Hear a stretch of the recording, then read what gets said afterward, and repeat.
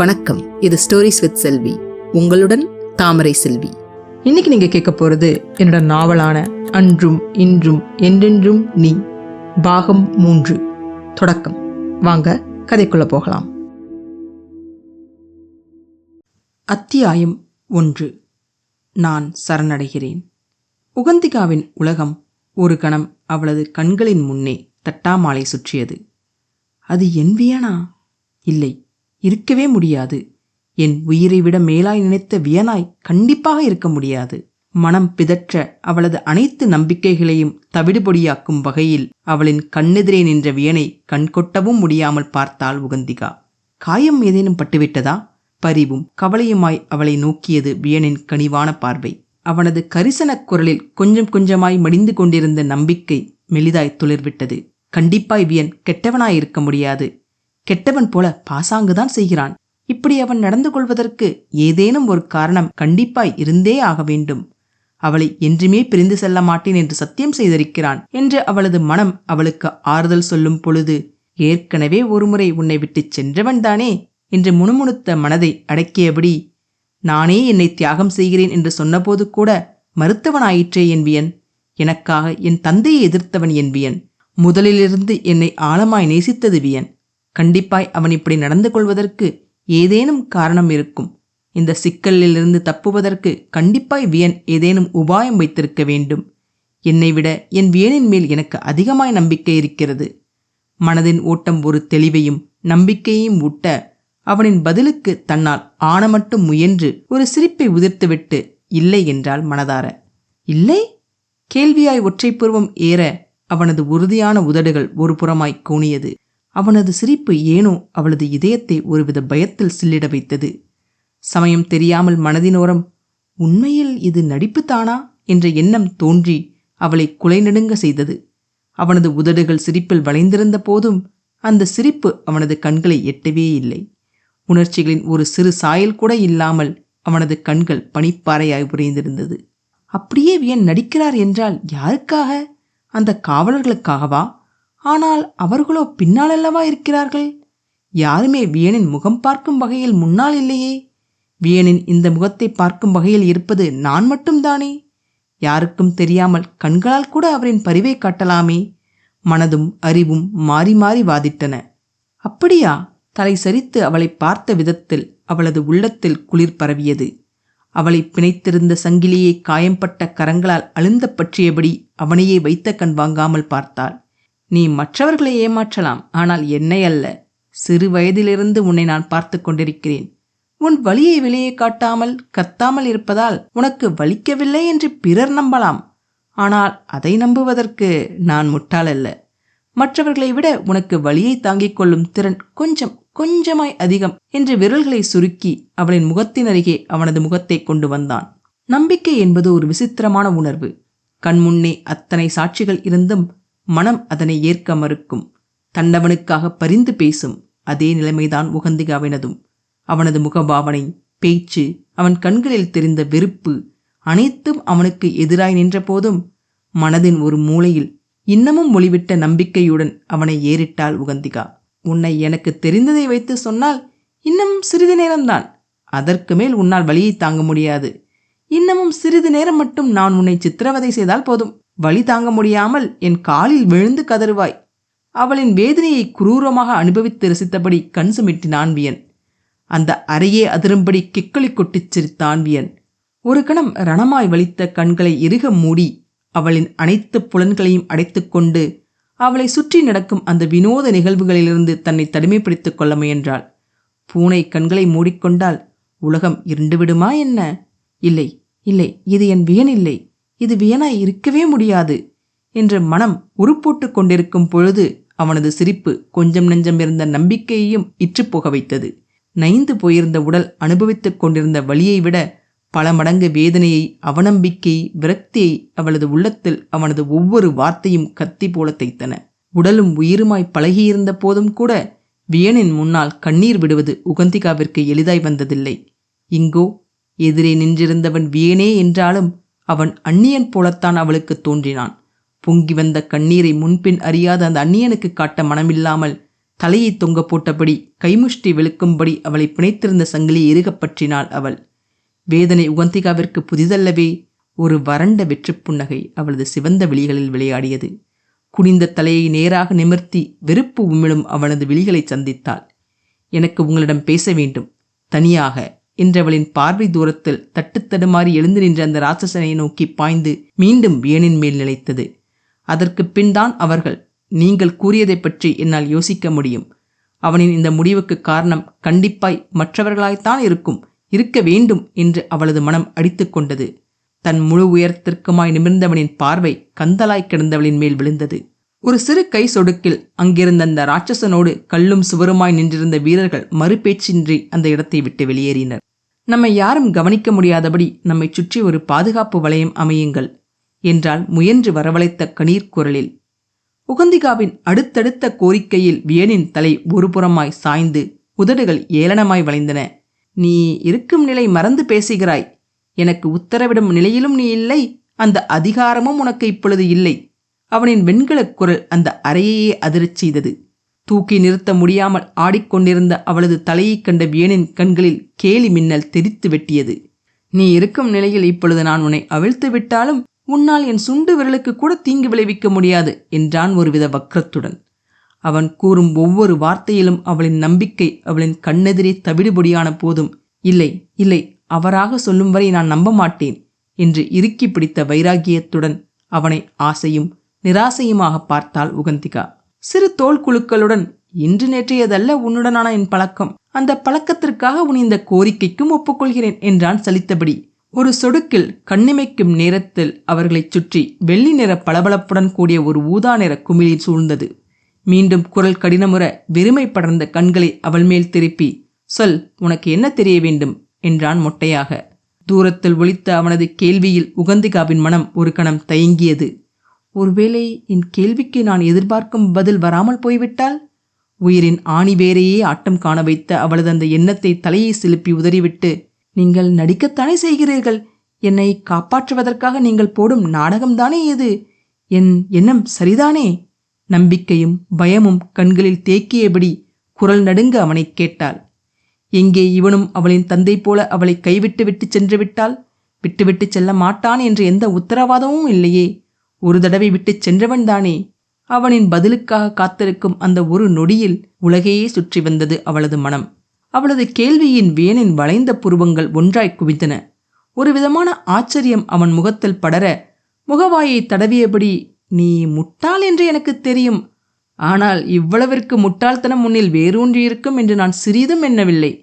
இன்னமும் அவள் கண்களில் ஒளிவிட்ட அற்ப நம்பிக்கையை கண்ட வியன் கடகடவென்று சிரித்தான். இன்னமுமா உனக்கு புரியவில்லை? சரி, நான் நடிக்கிறேன் என்று வைத்துக் கொள்வோம்.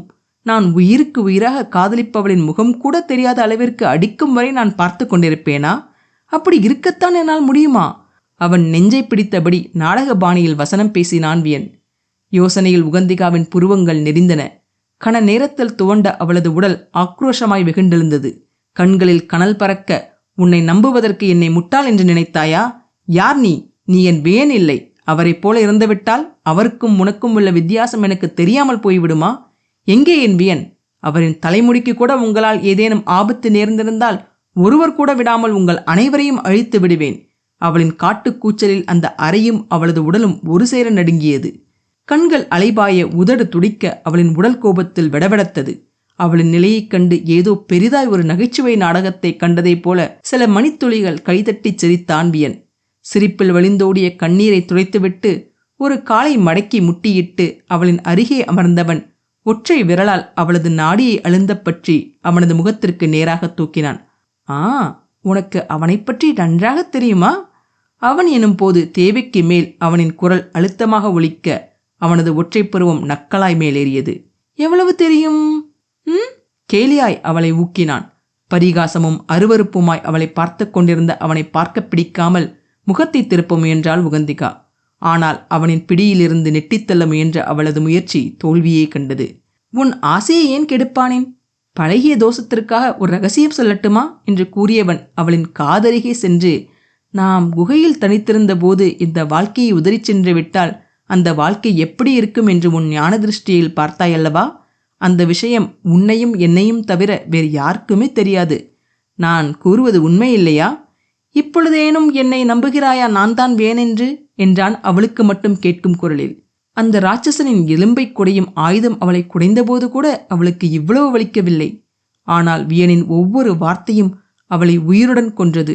அவனை நிரூபிக்க எத்தனையோ விவரங்கள் இருக்க, மனதில் ஓரத்தில் என்றுமே மறக்க முடியாத ரணமாயிருக்கும் அவர்களின் அந்த வாழ்க்கையைச் சொல்லித்தான் அவன் என்று அவளுக்கு நிரூபிக்க வேண்டுமா? எதிரே இருப்பவன் வியன் என்று விளங்கியதில் அதிகம் வலித்ததா, அல்லது அவர்கள் சில காலம் வாழ்ந்து கர்ண கொடூரமாய் அது சிதைந்ததை அவன் கூறியதில் அதிகம் வலித்ததா என்று அவளுக்கு விளங்கவில்லை.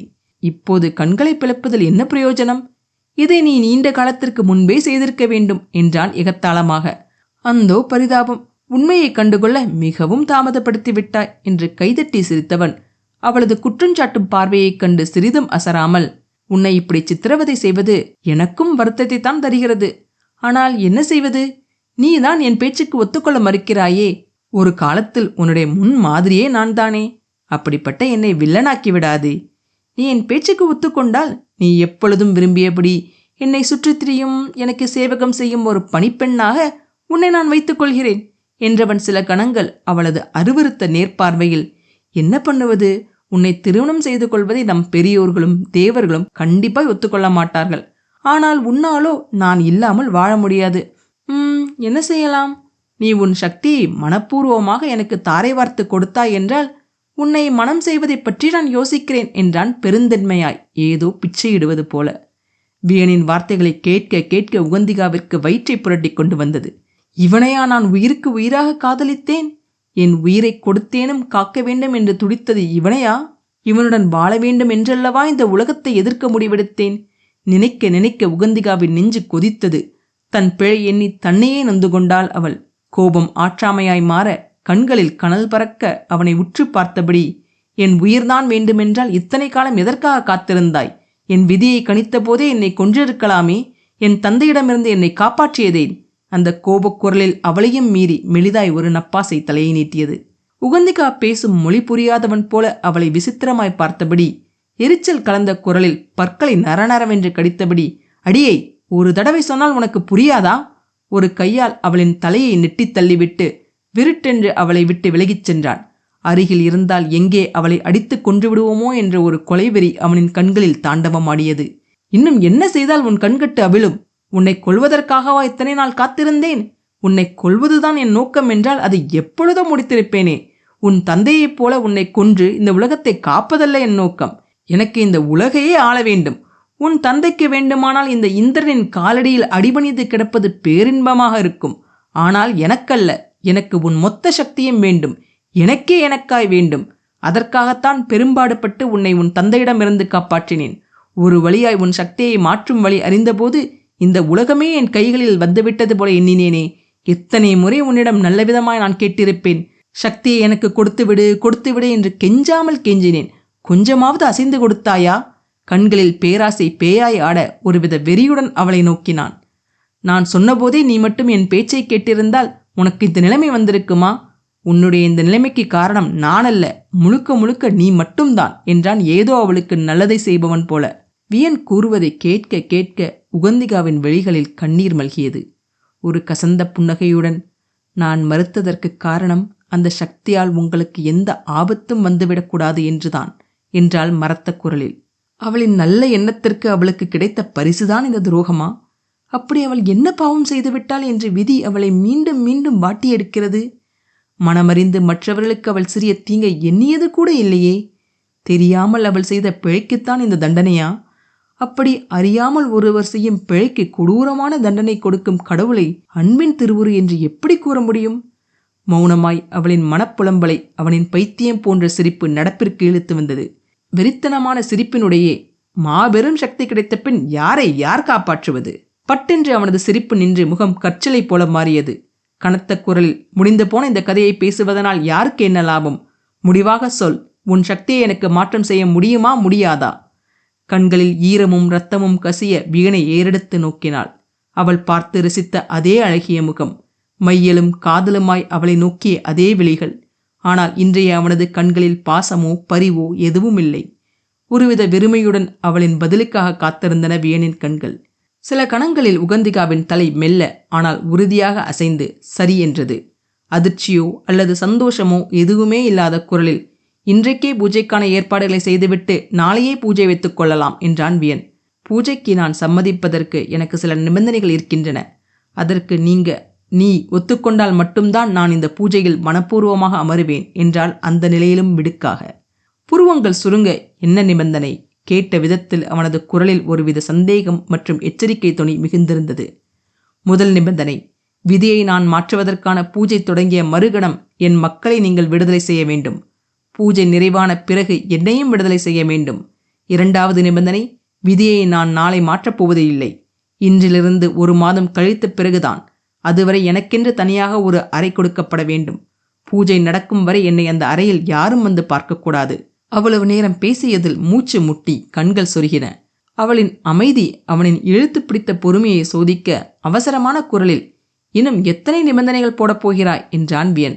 உகந்திகாவின் அங்கம் ஒவ்வொன்றிலும் இரத்தம் ஆறாய் பெருகி ஓடியது. அந்த வலி, வேதனை அனைத்தையும் பொறுத்து கொண்டு பற்றிப்போன கண்களில் அருவருப்பு மட்டும் மண்டி கிடக்க வியனை ஒரு அற்ப பதர்போல பார்த்தபடி, இந்த பூஜை 7 உலகத்தின் முன்னே நடக்க வேண்டும். அனைத்து உலகத்தினரும் இந்த பூஜையில் கலந்து கொள்ள வேண்டும். அடுக்கடுக்காய் நிபந்தனைகளை அடுக்கி காயம்பட்ட சிங்கம் போல கர்ஜித்தாள். சுளித்த புருவத்துடன் அவளையே வைத்த கண் வாங்காமல் பார்த்து கொண்டிருந்தவனை தன் ஒற்றை புருவத்தை தூக்கி தீவிரமான ஒரு பார்வையுடன், என் நிபந்தனைகளில் ஒரு சிறு குறையை நான் கண்டால் மறுநொடி அந்த பூஜையை நடக்க விட மாட்டேன். அவன் கண்ணில் தெரிந்த அசட்டையை துச்சமாக தட்டிவிட்டு, அப்படி இவள் என்ன செய்து விடுவாள் என்றுதானே எண்ணுகிறாய்? அந்த நொடி நான் என் உயிரை மாய்த்துக் கொள்வேனே ஒழிய என் சக்தியை உனக்கு தாரை வார்த்து கொடுக்க மாட்டேன். ஒன்றை மட்டும் மறந்துவிடாதே, என் முழு சம்மதமின்றி உன்னால் என் சக்திகளை பெற முடியாது. அவை வேண்டுமென்றால் என் நிபந்தனைகள் அனைத்தும் நிறைவேற்றப்பட வேண்டும். இதற்கு ஒப்பினால் நான் சம்மதிக்கிறேன். இல்லையென்றால் உன் சேனையை கூப்பிடு. உன்னால் ஆன மட்டும் என்னை சித்திரவதை செய்து கொள். கடைசியில் என் பிணம் உன் கையில் கிடைக்குமே தவிர என் சக்தி அல்ல. கடித்த பற்களுக்கிடையே வார்த்தைகளை காரி துப்பினாள். வியனின் கன்றி சுருங்கிய முகம் யோசனையிலும் சந்தேகத்திலுமாய் அவளை மேலும் கீழும் ஆழம் பார்த்தது. நிபந்தனை விதிக்கும் நிலையில் நீ இல்லை, பதிலளித்த அவனது குரலின் சுதி சற்றே இறங்கியிருந்தது. அவனின் பேச்சு காதிலே விழாதது போல அவனின் முகத்தை பார்க்கவும் பிடிக்காமல் தலையை வேறுபுறம் திருப்பிக் கொண்டவளே, உன்னை சித்திரவதை செய்தே என்னால் சம்மதிக்க வைக்க என்னால் முடியும் என்றான் சூடாக. நெடிய ஒரு பெருமூச்சுடன் துவண்டு விழுந்த முட்கள் உள்ளே குடைந்து சதையை கிழித்திருந்த முழங்காலை தள்ளாடியபடி ஒரு வெறியுடன் பிரித்தெடுத்து அவளின் முழு உயரத்திற்குமாய் நின்று அவனை நேருக்கு நேராக எவ்வித சலனமும் இன்றி ஊன்றி பார்த்தாள். அதை பற்றி எனக்கு சிறிதும் கவலையில்லை என்றாள் விற்றேற்றியாக. கவலையில்லை? இதை என்னை நம்ப சொல்கிறாயா? சற்று நேரத்திற்கு முன்தான் உன் மக்களின் சுதந்திரத்திற்காகவும் உன் சுதந்திரத்திற்காகவும் பேரம் பேசினாய். இப்பொழுது அவர்களை பற்றி கவலையில்லை என்று சொல்கிறாயா என்றான் நக்களும் நம்பிக்கையின்மையும் கலந்த குரலில். வியனின் ஒவ்வொரு வார்த்தையும் அருவருப்பு கலந்த குரலும் கண்களும் உகந்திகாவின் மனதில் ஈட்டி போல குத்தினாலும் மனதின் ஓரம் இதுவும் நல்லதுதான் என்று அவளுக்கு தோன்றியது.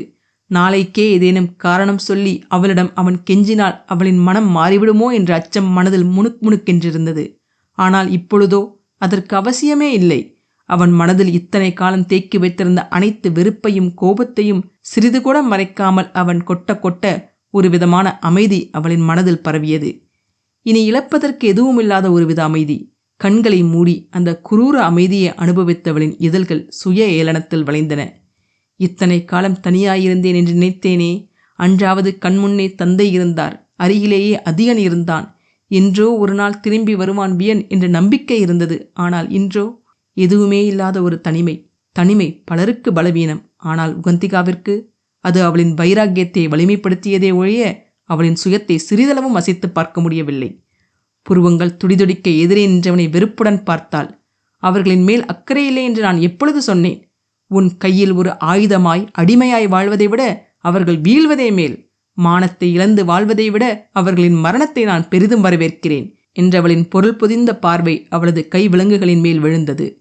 உகந்திகாவின் கண்களில் தெரிந்த கடினம் ஒரு கணம் வியனை தடுமாற செய்தது. இந்த நேரத்திலும் உனக்கு இத்தனை வீம்பா? மனதில் கருவியபடி, சரி, உன்னுடைய கோரிக்கைகளுக்கு நான் சம்மதிக்கிறேன். ஆனால் ஒன்றே ஒன்று மட்டும் நினைவில் கொள். இதில் ஏதாவது சதி செய்யலாம் என்று நினைத்தால் உன் மக்கள், அவர்களின் குடும்பங்கள் அனைத்தையும் கொன்று சாய்த்து விடுவேன். உனக்கு அவர்களின் மேல் அக்கறை இருந்தாலும் இல்லாவிட்டாலும் சரி, நீ ஒழுங்காக நடந்து கொண்டால் அவர்களின் உயிரையாவது காப்பாற்றலாம் என்று ஆக்ரோஷமாக கர்ஜித்தான். அவனின் அந்த இடி முழக்கத்திற்கும் அவளின் கற்சிலை போன்ற உணர்ச்சியற்ற முகம் மேலும் அவனுள்ளே கோபத்தீயை கிளறியது. அழுத்தமான அடிகளுடன் அவளை நெருங்கி அவளின் கண்களை நேருக்கு நேராய் பார்த்து, நான் முதலில் கொல்லப்போகும் நபர் யாரென்று தெரியுமா? உன் அருமை தோழன் அதியன்தான். ஞாபகம் வைத்துக்கொள். கடித்த பற்களுக்கிடையே வார்த்தைகளை துப்பினான் அவன். அதியன் என்ற பெயரை கேட்ட பின்னாவது அவளது முகத்தில் நிழலாய் ஏதேனும் உணர்ச்சி வரும் என்று எதிர்பார்த்தவனுக்கு ஏமாற்றம் மட்டும்தான் மிஞ்சியது. தனது ஏமாற்றத்தை மறைத்துக்கொண்டு, உன் கோரிக்கைகளுக்கு சம்மதிக்கிறேன் என்று விட்டு ஒரு சொடுக்கு போட அவர்களை சுற்றியிருந்த அந்த மாயக்குமிழ் சுக்குநூறாய் உடைந்தது. திரும்பிக் கூட பார்க்காமல் விறுவிறுவென்று அந்த அறையை விட்டு வெளியேறினான் வியன். இந்த பதிவு உங்களுக்கு பிடிச்சிருந்ததுன்னா மறக்காம லைக் பண்ணுங்க, ஷேர் பண்ணுங்க, சப்ஸ்கிரைப் பண்ணுங்க. என்னோட பதிவுகளை உடனுக்குடனே தெரிஞ்சுக்கிறதுக்காக பெல் பட்டனையும் கிளிக் பண்ணுங்க. மீண்டும் அடுத்த அத்தியாயத்தில் சந்திப்போம். நன்றி, வணக்கம்.